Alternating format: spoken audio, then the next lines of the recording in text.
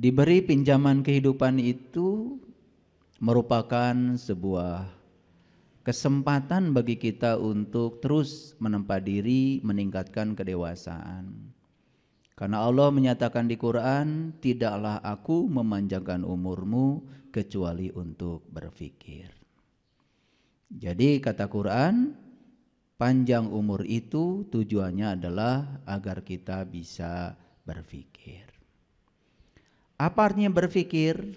Berfikir itu bukan menghitung uang. Berfikir itu bukan menghafal itu, menghafal ini, bukan. Berfikir berarti menggunakan pikiran. Kapan kita menggunakan pikiran dan siapa pengguna pikiran itu? Karena pikiran ini adalah instrumen, alat, maka pengguna pikiran itu adalah kesadaran kita. Jadi siapa orang yang berpikir adalah orang yang kesadarannya sudah mampu mengendalikan pikirannya. Karena kebanyakan manusia justru pikirannya yang mengendalikan kesadarannya. Sehingga kebanyakan manusia setiap saat tidak menjadi diri sejatinya, hanya menjadi diri palsunya. Itu yang disebut dengan ego. Ketika hidup dikendalikan oleh ego, bersiap-siap saja untuk mengalami berbagai macam masalah. Penderitaan, kesedihan, itulah. Tetapi mereka itu yang namanya penderitaan, kesedihan dihadirkan oleh semesta hanya untuk menegur kita bahwa hidup kita ada yang harus diperbaiki. Jadi stop dari sekarang berpikir bahwa penderitaan, kesedihan itu adalah musibah. Atau apalagi disebut sebagai siksaan. Apalagi disebut sebagai kutukan, azab dari Allah. Mana mungkin Allah yang maha cinta, maha pengasih, maha penyayang mengutuk hambanya sendiri. Mana mungkin Allah yang maha cinta, maha pengasih, maha penyayang menghinakan ciptaannya sendiri. Jadi kita ini selama ini mempersepsi Allah itu bertolak belakang terkadang dengan sebutan-sebutan yang kita sampaikan kepada Allah. Katanya Allah itu Ar-Rahman, Ar-Rahim.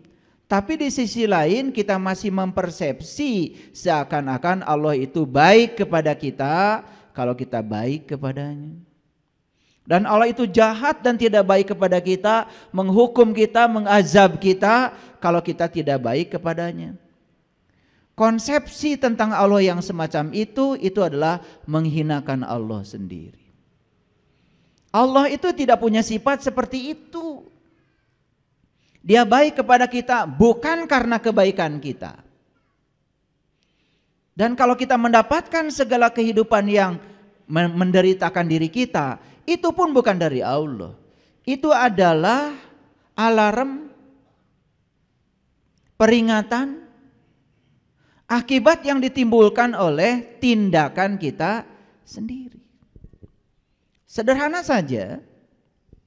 Kadang-kadang kita suka berbicara, semoga penyakit saya segera dicabut oleh Allah. Suka begitu kan? Itu cara berbahasa yang tidak sadar. Secara tidak langsung kita sedang menuduh kepada Allah seakan-akan Allah yang menanamkan penyakit itu pada diri kita. Lalu kita bilang semoga Allah mencabut penyakit itu. Padahal di Quran tidak ada kata-kata Allah memberikan penyakit, tidak ada. Tapi kata-kata bahwa Allah menyembuhkan penyakit ada.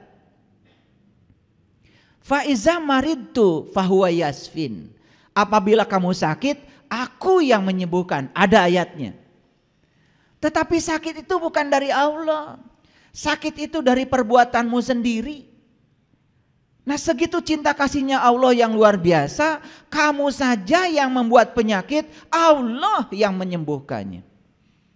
Tidak pernah Allah mengatakan, karena kamu yang bikin penyakit, kamu sendiri yang harus tanggung jawab. Gak begitu Allah. Jadi kita menempatkan Allah saja masih salah.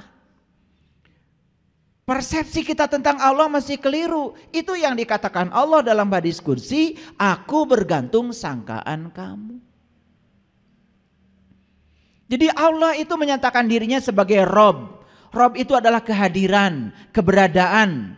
Kehadiran dan keberadaannya sudah cukup membuat segala sesuatu terjadi. Tetapi yang ingin menjadikan itu terjadi, itu adalah kita sendiri.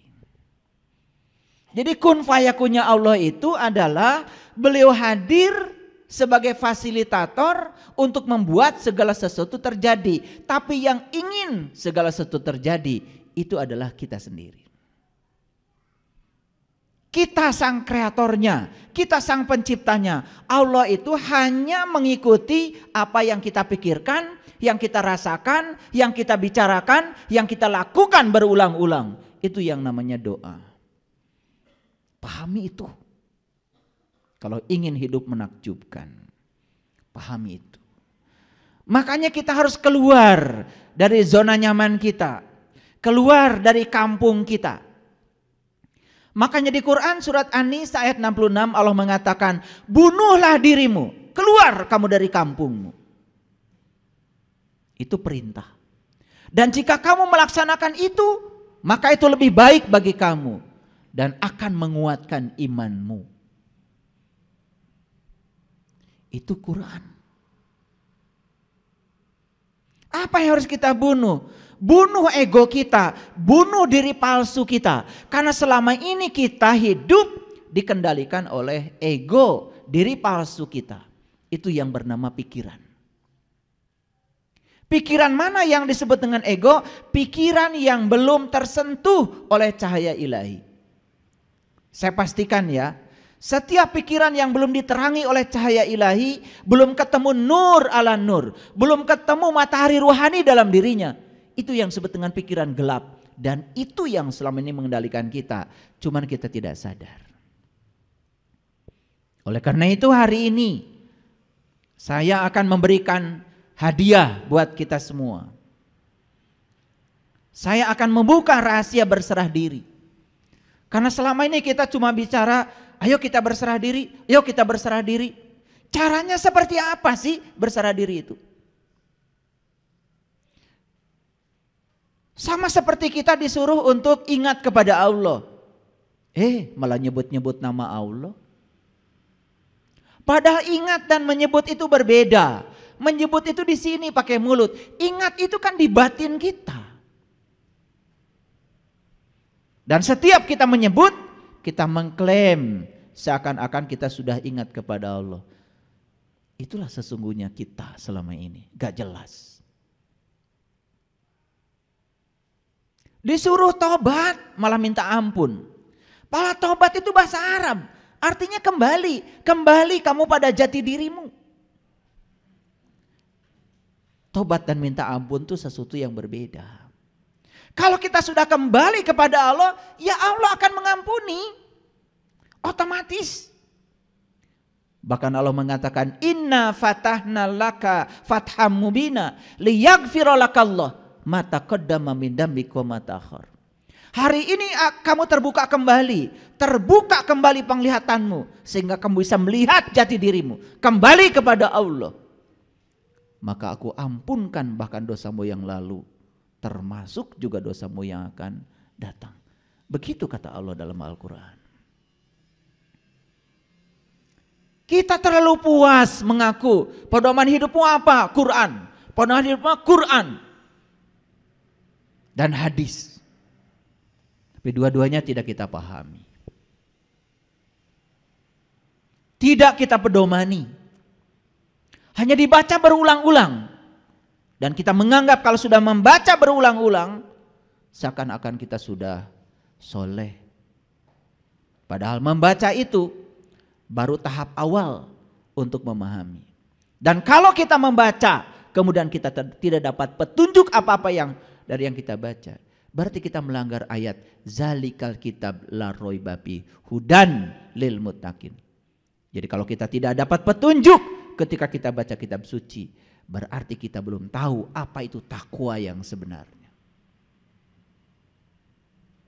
Oleh karena itu, mari kita bersyukur kita telah diundang oleh Allah di tempat yang penuh berkah ini. Oleh karena itu mari kita sampaikan penghormatan kepadanya. Kita puji Dia bersama-sama membaca hamdalah. Alhamdulillahi Rabbil Alamin. Mari kita mohon ridho dan berkahnya. Semoga Allah membukakan pintu kecerdasan kita, terutama kecerdasan yang melampaui pikiran yang terbatas dalam diri kita. Kita sapa asma Allah dengan kelembutan dan cinta, seraya membaca basmalah. Bismillahirrahmanirrahim. Jadi hari ini saya akan berbicara tentang rahasia berserah diri. Saya kasih judul, berserah bukanlah menyerah. Oleh karena itu kita akan memasuki dulu introduksinya, kita akan memasuki pendahuluannya, supaya nanti ketika masuk pada rahasia yang tadi itu kita mengerti. Fokus. Karena saya akan mencoba mengkombinasikan ayat-ayat Al-Quran dengan temuan-temuan baru para peneliti di bidangnya, terutama para psikolog yang terus mengembangkan pengetahuan baru tentang neuroscience. Jadi nanti akan ada banyak sekali ya rahasia-rahasia untuk menjelaskan ini. Ya, saya ambil dari data-data hasil penelitian yang sudah dipublish, yang sudah dinyatakan dalam bahasa saintifik, dan saya coba akan terjemahkan dalam bahasa yang mudah dimengerti.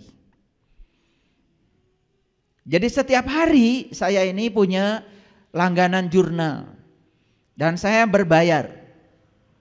Jadi saya punya langganan jurnal yang berbayar, jurnal-jurnal yang terindeks, jurnal-jurnal yang sudah diakui ya keabsahannya oleh para ilmuwan di seluruh dunia.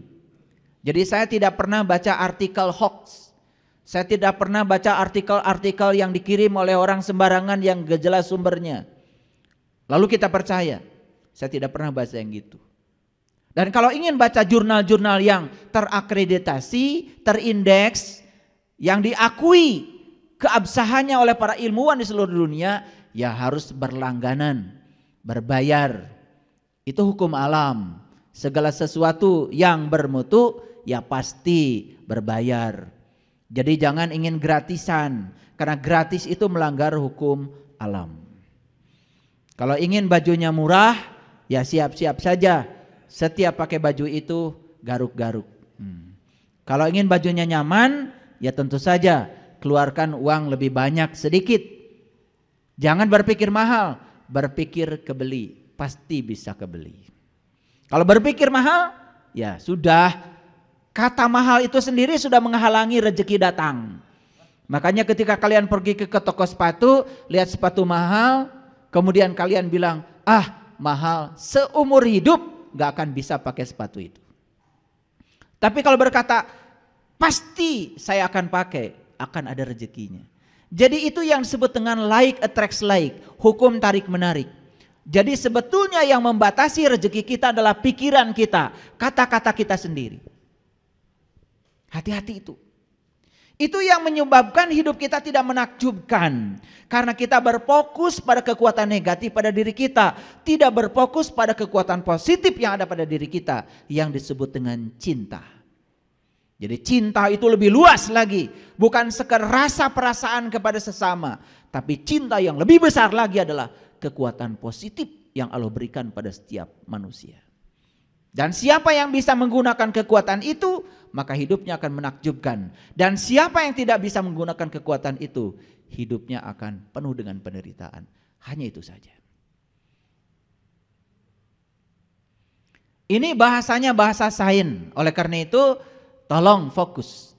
Karena ini penting. Kita baca dulu Quran surat Ali Imran ayat yang ke-102. Ayat ini sering dibaca setiap khutbah Jumat. Saking sering dibaca sampai kita tidak pernah tahu isinya apa. Saking seringnya dibaca. Saya perdengarkan ya. A'udzubillahi minasyaitonirrajim. Bismillahirrahmanirrahim. Ya ayyuhallazina amanu taqullah haqqa tuqati wa la tamutunna illa wa antum muslimun. Bahkan sudah bosan mungkin dengar ayat ini, saking gak ngertinya atau saking sering dibacanya dan tidak pernah dijelaskan. Oleh karena itu saya kasih tahu, kebenaran itu sangat sederhana. Karena kebenaran diletakkan di tempat-tempat yang sederhana.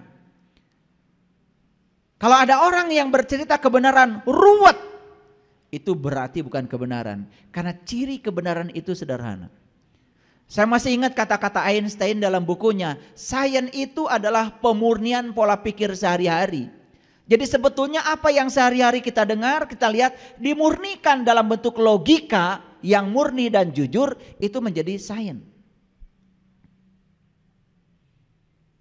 Jadi apa yang nampak sehari-hari kemudian dimurnikan, itu saja sains. Misalnya saya tanya, kenapa kalian semua sekarang bisa melihat saya? Kan melihat itu sehari-hari kita lakukan. Tapi begitu kita mencari jawabannya, itu bisa berlembar-lembar tidak ketemu jawabannya. Dijawab karena saya punya mata, misalnya. Orang mati juga punya mata, tidak bisa lihat.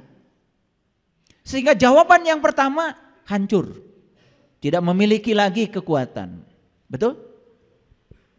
Sekarang dijawab lagi, kenapa Anda bisa melihat saya? Karena saya bernafas. Cukup? Belum cukup. Betul, karena kehadiran nafas, maka sang hidup pada diri kita memberi daya pada mata kita, sehingga mata kita bisa melihat. Tetapi proses melihat itu seperti apa? Oh, dijelaskan, karena ada cahaya datang pada benda, memantulkan cahaya benda pada mata, ditangkap oleh retina, kemudian dibiaskan ke dalam layar di mata kita. Cukup? Belum cukup. Bagaimana kita bisa menyatakan ini si A, ini si B, ini si C? Bagaimana cahaya itu dirubah menjadi sinyal-sinyal listrik? Bagaimana otak kita mengerti kalau yang kita lihat itu pisau, yang kita lihat itu mangkuk, yang kita lihat itu, sehingga kita bisa menyebutnya. Sampai akhirnya kita tidak menemukan jawaban lagi. Hanya proses sehari-hari tentang melihat kita aja tidak pernah tahu. Betul atau tidak?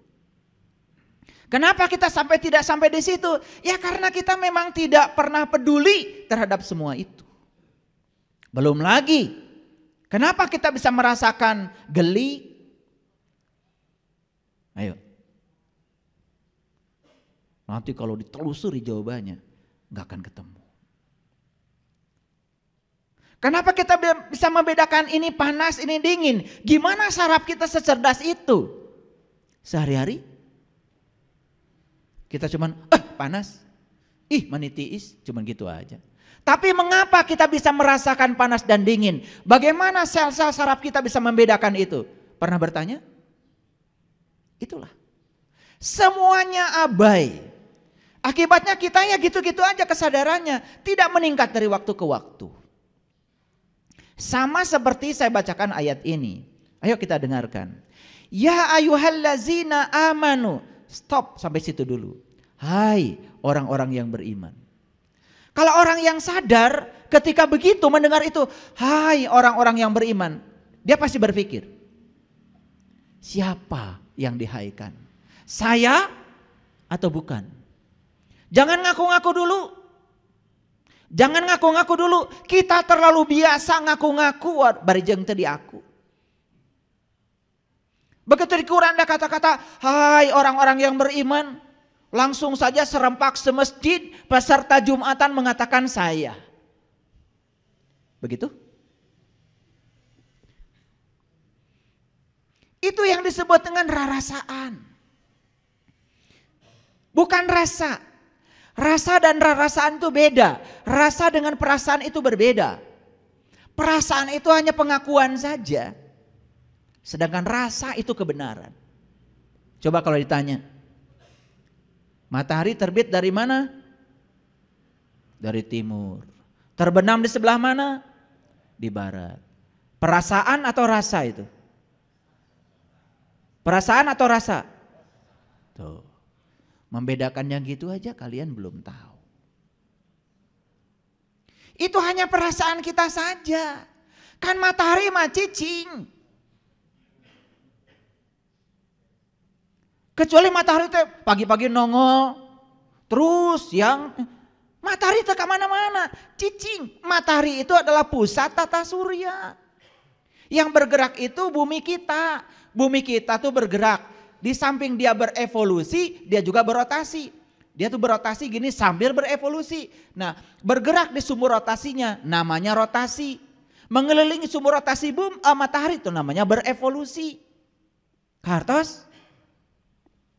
Jadi matahari mah gak pernah kemana-mana. Yang bergerak itu bumi. Sehingga akibat bumi itu berotasi dan berevolusi, terjadilah siang dan malam. Jadi terbit dan terdemnya matahari itu bukan berarti matahari itu pagi-pagi datang, sore tidak ada. Bukan begitu. Karena bumi kita yang berrotasi dan berevolusi. Jadi yang benar itu matahari itu diam, bumi kita yang bergerak. Itulah bedanya rasa dan rarasaan. Rarasaan teh geus salat. Ditanya oleh saya tadi salatmu mengingat apa? Segala emut. Bahkan apa yang tidak diingat ketika tidak sedang sholat, ketika sholat itu mendadak ingat. Maka kita menjadi gede rasa karena rarasaan. Rarasaan teh geus sholat, asa menang pahala jaga di akhirat. Asa surga teh geus asupan ku urang. Itu rasa apa rarasaan? Rarasaan. Kalau sholatnya sudah sampai pada rasa, sudah tidak lagi memikirkan pahala, sudah tidak memikirkan surga, sudah tidak memikirkan neraka. Yang dia lakukan setelah sholat, kesadaran apa yang terjadi pada diri saya. Setelah sholat, sifat ulas asih yang mana yang tumbuh pada diri saya. Setelah sholat, apakah saya dirindukan kehadirannya atau tidak oleh tetangga saya? Itu yang harusnya dipertanyakan pada diri kita. Itu bedanya rasa dan rarasaan. Bedanya rasa dan perasaan. Coba kita sekarang tanya. Ya ayyuhallazina amanu, hai orang-orang yang beriman. Pernah gak kita diam sejenak? Saya dihaikan enggak. Pernah gitu? Enggak. Kalau sudah pakai peci kayak gini, udah pakai baju kayak gini, rasanya saya yang dihaikan. Betul nggak? Betul apa tidak? Itu yang namanya GR. Yang paling berbahaya GR itu urusan spiritual. Itu yang disebut dengan GR spiritual. Padahal itu rarasaan, bukan rasa. Kalau kita jujur, tanya iman itu apa? Pernah nanya? Gak nanya. Kalau nanya ada jawabannya. Kata Nabi, al-iman tasdikun bil qalbi wa ikrarun bil lisan wal amalun bil arkan. Kata Nabi, iman itu adalah pembenaran oleh kolbu. Tanya lagi lebih dalam lagi. Apa itu kolbu? Bagaimana cara kolbu membenarkan sesuatu? Harusnya gitu kalau ngaji. Dapat lagi jawabannya, kata Allah, langit dan bumi tidak akan cukup menampung zatku, tapi kolbunya orang yang beriman, itulah rumahku. Oh, ternyata kolbu itu adalah rumahnya Allah, kata Allah. Bagaimana kolbu bisa membenarkan kalau itu rumahnya Allah? Pertanyaan berikutnya, setiap rumah pasti ada pintunya, setiap pintu pasti ada kuncinya. Di mana Allah meletakkan kuncinya? Supaya saya bisa berkunjung ke rumah Allah, agar saya bisa bertemu dengan Dia dan bisa menyaksikan Dia. Setelah itu saya bisa mengingat Dia berdiri, duduk dan berbaring. Gitu nggak ngajinya? Enggak. Karena orang mengatakan iman tuh percaya, pokoknya percaya. Tong nanya. Kakaraseri ayeuna ya. Makanya beruntung kalian hari di sini. Saya ingin mengajarkan kesadaran. Percaya itu kudu ada buktina. Percaya itu harus ada bukti. Kalau tidak ada bukti, layak untuk tidak dipercaya. Dan agama itu bukan paksaan. La ikraha fiddin, karena tidak ada paksaan dalam agama. Setiap apapun yang kita yakini, yang kita percayai, harus ada buktinya. Percaya Allah teh deket jeung urang, bahkan lebih dekat daripada urat nadi. Diri kita sudah membuktikan? Sudah membuktikan? Kumaha rek percaya? Tidak tertarik untuk membuktikan itu.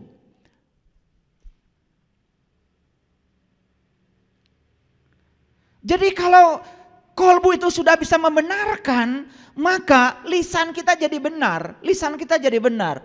Akhlak dan perbuatan kita akan mengikuti lisan kita. Itu yang disebut dengan jujur. Selaras antara batinnya, kata-kata, dan tindakan. Kan kita biasa tidak selaras, di dalamnya seperti apa, keluar kata-katanya seperti apa, yang dilakukan seperti apa, bahkan melanggar janji, itu pun dianggap biasa. Padahal di Quran jelas-jelas dikatakan, ya ayyuhallazina amanu aufu bil uqud. Ciri orang beriman itu tidak pernah melanggar janji. Saya tanya, jadi ciri orang beriman itu tidak pernah melanggar janji. Jujur ya, suka melanggar janji? Jujur, suka melanggar janji? Masih ngaku orang beriman. Padahal ayatnya jelas, ciri orang beriman itu tidak pernah melanggar janji. Kita melanggar janji masih ngaku. Coba, geus puguh eueuh bauna masih ngaku tarasi. Karena nama itu baru ada, melekat kalau ada cirinya. Ngerti maksud saya? Ciri saya, ciri ceramah saya, itu punya ciri tersendiri. Hilang cirinya, hilang namanya. Karena nama itu ada kalau ada ciri. Ada alamatnya, ada addressnya. Betul? Pertanyaan saya. Ya ayyuhallazina amanu, hai orang-orang yang beriman. Berani ngaku saya yang dihaikan? Berani? Baru gak berani sekarang setelah dijelaskan oleh saya. Kemarin-kemarin sebelum kesini petatang petentengnya luar biasa. Betul? Bahkan menyesatkan orang lain itu biasa. Begitu orang lain beda dengan kita, sesat, murtad, kufur. Keheula. Itulah orang yang pengetahuannya sedikit. Gampang menilai orang lain. Saya tanya sekali lagi. Ya ayyuhallazina amanu. Siapa? Ya siapa? Berani menyatakan, terima kasih ya Allah saya sudah dihaikan. Berani? Hai para mahasiswa saya. Ada mahasiswa saya nggak di sini? Tiba-tiba ngacung semua. Loh, kapan daftarnya? Jadi kalau ada kata-kata yang semacam itu di Quran, ya ayyuhallazina amanu, stop. Renungkan, saya bukan. Kalau saya ini tidak layak dihaikan, gimana caranya supaya besok-besok saya layak untuk dihaikan? Belajar di Quran, surat Al-Mu'minun. Apa ciri orang yang beriman? Hadirkan ciri itu pada diri kita. Setelah hadir ciri-cirinya, baru dengan percaya diri mengatakan, semoga saya ya Allah. Cukup sampai di situ? Jangan berhenti di situ. Karena berikutnya ada tugas dari Allah. Ittaqullah haqqa tuqatih. Ittaqullah haqqa tuqatih. Kata Allah, bertakwalah kamu kepada Allah dengan takwa yang sebenar-benarnya. Pernah nanya, takwa itu apa? Melakukannya seperti apa? Kenapa ada kata-kata takwa itu harus sebenar-benarnya? Apakah ada yang palsu gitu? Pernah nanya gitu enggak? Enggak. Jadi mau maju gimana? Begitu dibilang kata Allah, bertakwalah kepada Allah dengan takwa yang sebenar-benarnya. Udah aja, dilewatkan perintah ini. Kalau saya kejar. Apa kata takwa di Quran? Saya kejar. Makanya ketemu jawabannya di Quran surat Al-Baqarah ayat 63. Wa id akhadna mitsaqakum wa rafa'na fawqakumut tur khudhu ma atainakum biquwwatin wazkuru ma fihi la'allakum tattaqun.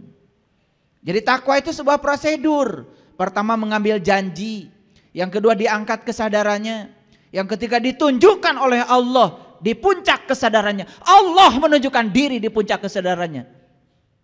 La'allakum wazkuru ma fihi. Setelah Allah menunjukkan dirinya, bertajali dalam dirinya, baru kata Allah, wazkuru ma fihi. Ingat yang aku tunjukkan kepada kamu.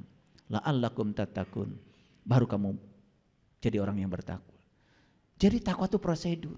Mengambil janji, diangkat kesadarannya, ditunjukkan sesuatu di puncak kesadarannya. Ingat yang Allah tunjukkan. Itu baru takwa. Jadi siapa orang yang bertakwa? Orang yang sudah bisa ingat kepada Allah dengan ingat yang sebenar-benarnya. Itu haqqa tuqati. Gitu gak kita? Belum.